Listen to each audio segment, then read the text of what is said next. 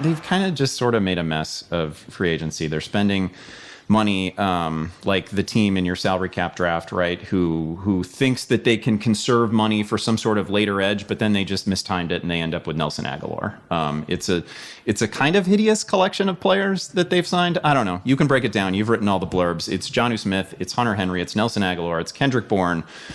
I've probably missed some guys. They re-signed Cam Newton. All of those guys, I mean, do they inspire a ton of confidence, in that offense from a fantasy perspective? I mean, to me, not really, because you have the two tight ends who could kind of cannibalize each other's opportunity, and I think that we all kind of know that in a run heavy offense. Now, the one thing I will say about New England's offense is that there could be some known unknowns, if I could quote Donald Rumsfeld, which I do often, actually, in that, maybe this is part of a grand plan that we just can't know yet, in which the team revamps, overhauls its offense for 2021.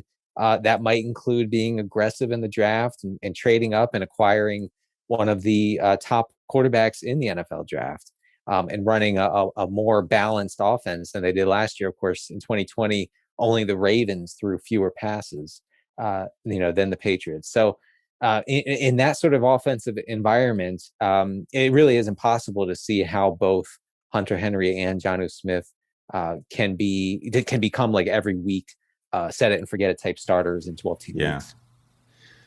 So Cam Newton last year, and I'm glad that you mentioned the possibility of the Patriots. Not that they're a team that generally like trades up in the draft and tries to move to some sort of prime drafting position, but it's possible, because certainly Cam Newton can't be their long-term plan at quarterback. They didn't sign him that way.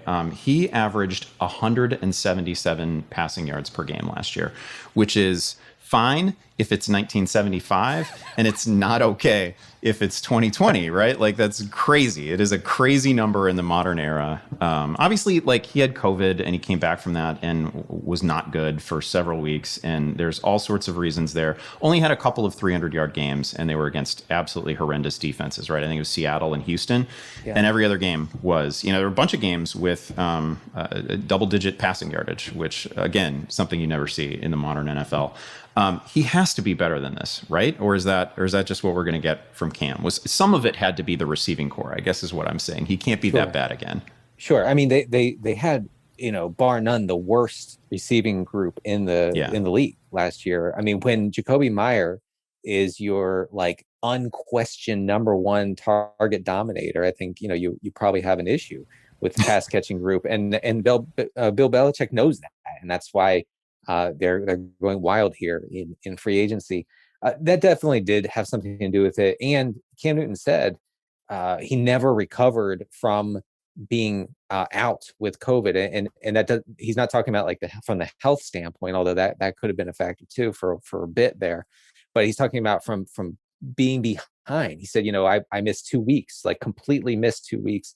I come back. The offense has advanced. I've lost, pace with how the team is progressing, and that affected him for the rest of the season. Do I think he could be better? Well, I mean, it's hard to be worse. So yes, but I don't think we're going to see anything close to like a vintage, Cam type situation. Yeah, he does get a full normal offseason with the team, presumably, which helps a lot. He obviously didn't have that last year as a late signing, too.